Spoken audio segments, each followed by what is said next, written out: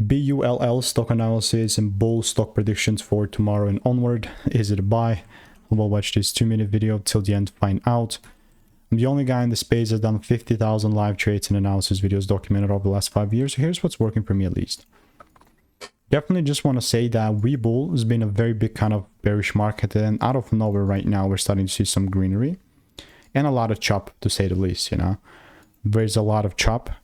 I do have some previous receipts with Bull in the Discord. Yes, you can see I've got 30 receipts.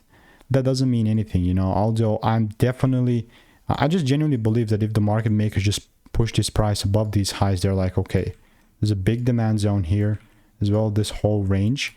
I don't think they, like, if they push really above it, like good, like I'm talking like $8, 8.5, they will not want to keep the prices below that range, like below that $8.